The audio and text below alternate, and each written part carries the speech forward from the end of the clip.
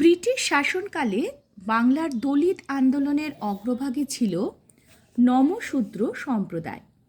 নিম্নবর্গ বা সাবলটান শব্দটি প্রথম ব্যবহার করেন অ্যান্তনিও গ্রামসি। আমরা জানি নিম্নবর্গের ইতিহাস বা সাবলটানদের ইতিহাসের সঙ্গে আমরা রণজিৎ গুহর নাম ওতপ্রোতভাবে জড়িত পাই। তবে এখানে সাবলটান শব্দটি প্রথম ব্যবহার করেছিলেন কিন্তু গ্রামসি, সেটা মনে রেখো। দামিনী কোহ এই শব্দটি কোন বিদ্রোহের সঙ্গে যুক্ত? সাঁওতাল বিদ্রোহের সঙ্গে যুক্ত। গান্ধী প্রবর্তিত হরিজনের অর্থ ঈশ্বরের সন্তান।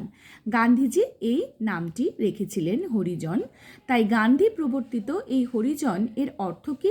ঈশ্বরের সন্তান। কলারাম মন্দিরে দলিত শ্রেণীর প্রবেশের দাবিতে আন্দোলন করেছিলেন বি.আর. আম্বেদকর। ভারতে অনগ্রসর শ্রেণীর আন্দোলনের সবচেয়ে গুরুত্বপূর্ণ নেতা ছিলেন ডক্টর বি.আর. আম্বেদকর। সর্বভারতীয় নিপীড়িত শ্রেণীর কংগ্রেস প্রতিষ্ঠা করেছেন আম্বেদকর, কিন্তু সর্বভারতীয় নিপীড়িত সমিতির সভাপতি নির্বাচিত হন 1926-এ এম.সি. রাজা। এটা কিন্তু আম্বেদকর লিখলে ভুল হয়ে যাবে। সর্বভারতীয় নিপীড়িত সমিতির সভাপতি ছিলেন 1926-এ এম.সি. রাজা। অকালি আন্দোলন কত খ্রিস্টাব্দে শুরু হয়েছিল? 1920-তে। মুন্ডা বিদ্রোহ হয়েছিল রাঁচি ও সিংভূম জেলায়। এই বিদ্রোহগুলো কোথায় কত সালে হয়েছিল এগুলো কিন্তু তোমরা প্রত্যেকটা বিদ্রোহই একটু দেখে রাখবে। দলিত আন্দোলন সংগঠিত করেন ভীমরাও আম্বেদকর। সাঁওতাল বিদ্রোহ হয়েছিল 1855-56, অবশ্যই মনে রাখবে। হরিজন আন্দোলন শুরু করেন মহাত্মা গান্ধী। মতুয়া ধর্মের প্রবর্তক ছিলেন হরিচাঁদ ঠাকুর, এটা ভালো করে মনে রেখো। এর সঙ্গে আমি টপিক এর যে এমসিকিউগুলো সেগুলোও বলে দিচ্ছি। দেখো,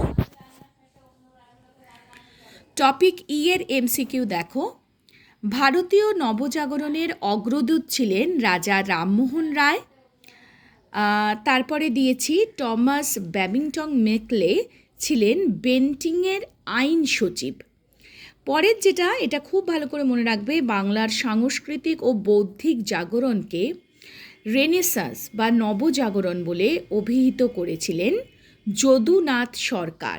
বাংলার সাংস্কৃতিক ও বৌদ্ধিক জাগরণকে রেনেসাঁস বা নবজাগরণ বলে অভিহিত করেছিলেন যদুনাথ সরকার। ভারতে আধুনিক অ্যালোপ্যাথি ও হোমিওপ্যাথি চিকিৎসার প্রচলন করেন ইংরেজরা। খুব ভালো করে এটা মনে রেখো, স্টার দিয়ে রেখেছি। বাংলার বাইরে বিখ্যাত নবজাগরণের প্রতিনিধি হলেন শ্রী নারায়ণ গুরু। দেশীয় ভাষা সংবাদপত্র আইন 1878 খ্রিস্টাব্দে কে প্রণয়ন করেছিলেন? লর্ড লিটন। ভারতে নবজাগরণের পথিকৃৎ ছিল কোন প্রদেশ? অবশ্যই বাংলা। বঙ্গীয় নবজাগরণকে একটি অতি কথা বা মিথ বলে অভিহিত করেছিলেন বিনয় ঘোষ। আচ্ছা, এটা বলেছি, তাও আরেকবার বলছি। বাংলার নবজাগরণকে তথাকথিত নবজাগরণ বলেছিলেন অশোক মিত্র। ভালো করে আরেকবার বলে দিচ্ছি, দেখো, বাংলার নবজাগরণকে তথাকথিত নবজাগরণ বলেছেন অশোক মিত্র। আর বাংলার নবজাগরণ, বঙ্গীয় নবজাগরণ বলতে বাংলার নবজাগরণই হলো একটি অতি কথা বা মিথ বলেছেন বিনয় ঘোষ। আর বাংলার এই সাংস্কৃতিক ও বৌদ্ধিক জাগরণকে নবজাগরণ বলেছেন যদুনাথ সরকার। এই তিনটে ভালো করে মনে রাখবে।